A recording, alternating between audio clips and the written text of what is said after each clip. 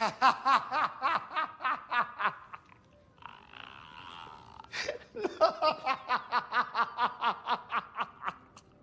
think this is funny?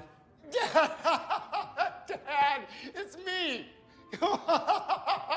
طبیعت سر لجور داشته با من نمیاد هیچکی حتی حرفاش بکارم اصلاًم نمیخوام به عقب برم از خونمون میاد فقط درداش به یادم من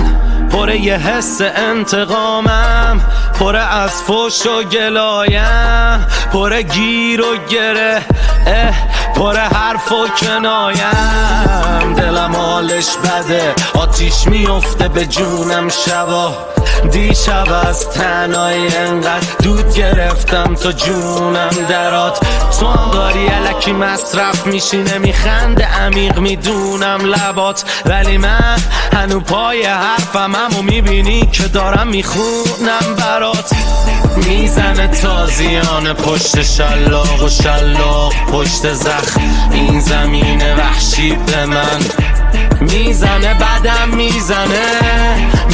که وحشی بشم میزنه جوری که انگار وقتش بخشیدشم همه خوب و زجر میکشم بگیره قلبمو شده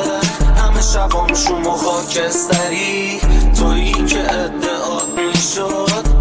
از همه ناکستری واسه هرکی پر زدیم پروازمونو جا کش ندید باز از 4 صبح گذشت و این دیوونه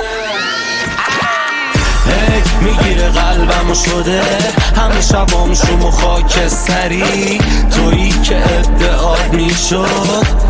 از همه ناکستری واسه هرکی پر زدیم پروازمونو جا کش ندید باز از 4 صبح گذشت و این دیوونه خوابش پرید